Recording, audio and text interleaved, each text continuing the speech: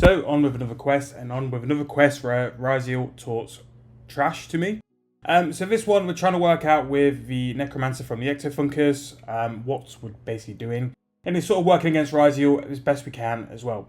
But these Necromancy quests are something I need to do to progress the story, but more importantly, we're doing this so we can get to Hermit.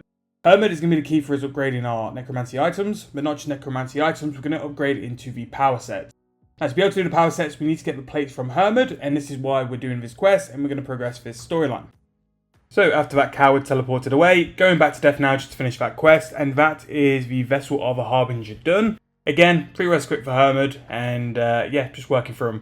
What I really do like about this Necromancy quest line as well is it's very quick. The quests aren't very long, but it does pack quite a bit of like lore into, especially like Raziel and his minions and stuff like that. So it did that really, really well. And it did explain Necromancy quite well in what it is, basically. But that one's down, and on to the next one to go and unlock Hermit. And yeah, we'll go from there. So we are in a boat, and we're going to collect some souls. Now this is one of my favourite spin-off like activities of a quest, is just rowing around this area, because it really sort of puts into perspective what a great area the city of is. And that floating castle in the corner really does look great in contrast to how the rest of the scene is sort of coloured in. We'll probably go past Tavia as well, and I quite like how the NPCs are like little Easter eggs that people related to the game as such are just sort of nestled in between those who have died anyway. I'm pretty sure there's some people linked to quests and storylines as well dotted throughout. The further you level up, the more of those you do see. But yeah, we'll get this final one, and I believe it's onto the boss fight afterwards. So here we are, big boss fight. Raziel's going to be a coward and hide behind his big ghost behind him, but we've pretty much got to where we need to be. As you can tell by my info, very prepared with the salmon, the overload and the sharks. We should be fine here. The quest boss is nowhere near as big as the normal boss, but even then, Hermit really isn't a challenge. It's just DPS to just like get through the fight. But I do like these cutscenes. These cutscenes look incredible and really, really good. So let's get to it. So I didn't want to bore you with the fights, but it was quite like a 2.5 minute fight. So we've definitely got some upgrades to make while we're fighting Hermit as well. So things I've identified is the Salvami. The Salvami will be pretty huge. If we can push for something like a Kiln Cape, it might be a bit of a struggle, might be a bit of a slog. But something like a Death Touch Dart can pretty much carry us through that if we do need to as well. Don't really want to, but if I need to, we can do that. And basically, we need to get those plates quick because our armor is not great, and any form of boost we can get to help us out really will. But that is the Spirit of a War quest. We have a Hermetic plate as a reward, so that's one of, I believe, 5 we need to get. So we just need to get 4 more to kit that out to level 70 armor and upgrade, and I think we'll really start to feel the benefit then. I think the armor is probably more important to us at the minute than levels, just because of the increase in accuracy and stuff like that. But Hermit is now unlocked as a boss, and we just need to kill it once to unlock the portal. So for Keely's tasks, that is the 5 moleskins done. The next thing we need to do is go and kill the KBD Queen, which with Necromancy really won't be too much of an issue. So we need to go to Alka-Reed, and we can go and kill KQ.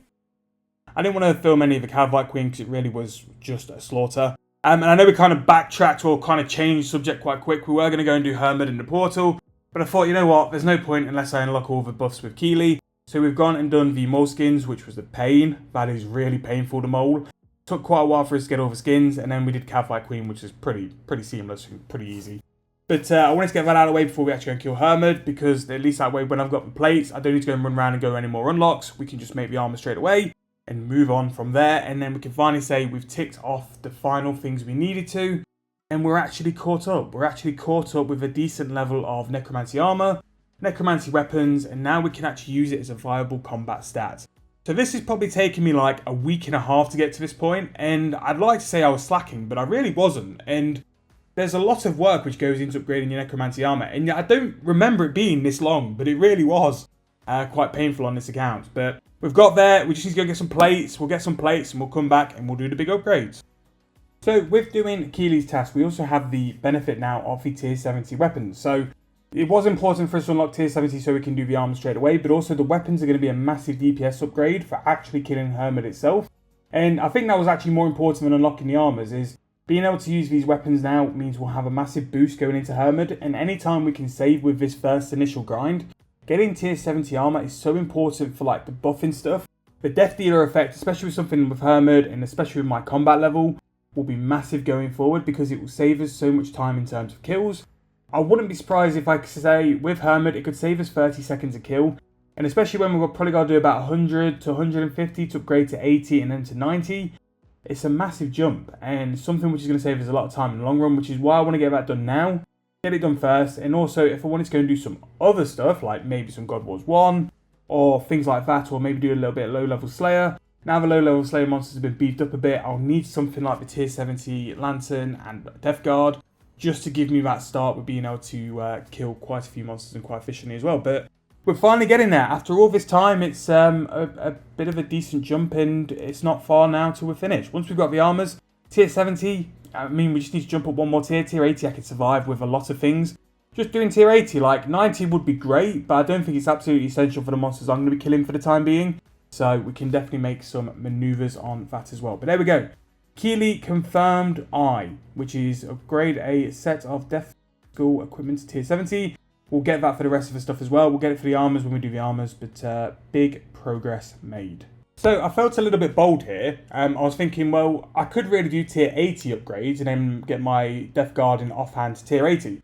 Because then I'll have even more DPS to go and kill Hermit, save even more time and make the whole grind easier as well.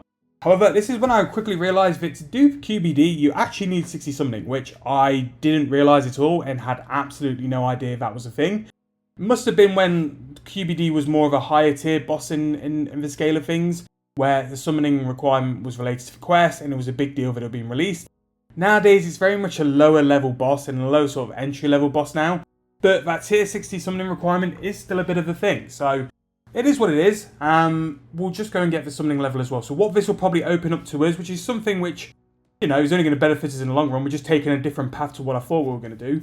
I think we'll end up doing a stint at the Arch-Glacor.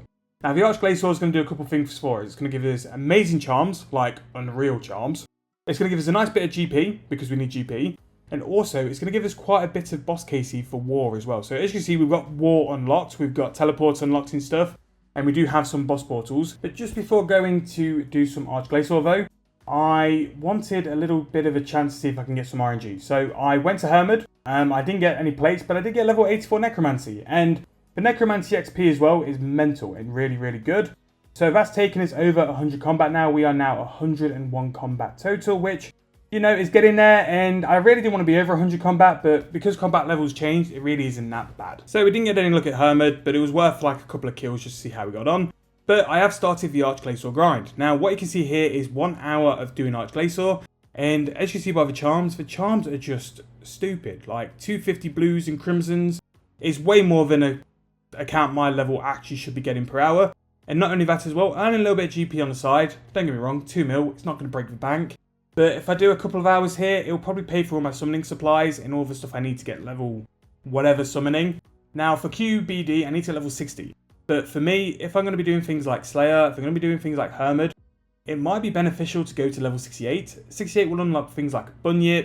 If I wanted to go to 69, I'd get the Fruit Bat, and I'll also get the War Tortoise as well. Those are 3 very strong familiars for a relatively low level. And with the rate I'm getting charms now, I don't even think I'm going to have to go into my greens and golds. I'd rather just go and do another hour or 2 of the Arch-Glacor, because it's going to be getting me boss KC to unlock more stuff at war. It's going to be getting me Necromancy XP just so I'm keeping on getting stronger. And at some point we'll eventually get to Vampirism if we get enough marks of war points as well. So the Arch-Glacor, even though I had no intention of going and getting summoning this early, because summoning is kind of a mini cheat code in RS3 with the ability to heal and stuff like that, I wanted to have as much struggle on this account as possible, and that's why I've stayed away from summoning for as long as I can. But it's now time to jump into it. We've kind of got our hands forced a bit because the tier 80 upgrades are just too good. But we're always going to do this anyway. We're always going to go to the Arch-Glacor, and it's something which is going to benefit the accounts anyway. So the money in the charms really will be pretty massive. So because we've done some Arch-Glacor KC now, we now have the ability to unlock the portal. Having a portal means it's just nice and easy banking now, so it's even easier than what it was. I do no mechanic Arch-Glacor because I pretty much do other stuff on the side. I'll pay no attention to the screen, and it's just so AFK. But I'm going to go back in now for another trip. Let's see how we get on, and I'll come back when trip 2 is finished. So second trip of Arch-Glacor, just got a couple more kills to go, and we have hit level 85 Necromancy. Arch-Glacor is really good, and the charm stack is racking up as well. A little bit of GP on the side, we'll probably make a couple of mil, but we're mainly here for the charms to get level 60 for QBD. Also 68 for Bunyip, Tortoise, and the Bat. So I'm going to end the video here. Basically, all I'm going to be doing for the next couple of hours is doing some more Arch-Glacor. I'm thinking after doing something like 3 to 4 total hours, that'll be more than enough charm to be able to get level 68. And then it will open up the fact we can have a familiar, which will be a beast of burden, which is the War Tortoise. We have the Bunyip, which can come to us and heal for all of our stints. And basically any form of combat, we can take a Bunyip just for a little bit more HP. The fact we don't have Soul Split on this account and Vampirism as well at the minute means a Bunyip could be very useful in a lot of situations. So that could be a huge upgrade for us. And also the Fruit Bat as well. While it's not as good as it used to be and really isn't a valid source of supply for food, it is a very good moneymaker if papayas are up to a decent price and fruit is up to a decent price. So we can look at doing that for a form of making some money. For just a couple of hours at Arch-Glacor where you're going to make some money anyway, it's really worth getting those summoning levels, which hopefully we'll be able to do in the next video. But that's going to be the end of this video. I hope you guys have enjoyed. If you have, please make sure to leave me a like. Subscribe to the channel. We are working our way towards the back end of December now, and we're finally doing some combat. So I know all that skill and grind earlier in the month was a bit of a grind, but we're now on, we're doing a bit more of the fun stuff. We're finally getting our armor upgrades in. We're finally doing our combat side, getting all these Necromancy unlocked, and hopefully once we're a little bit stronger, we can go and try some different things as well. But thank you guys for watching once again. Hope you guys enjoyed, and I'll see you guys very soon in the next video.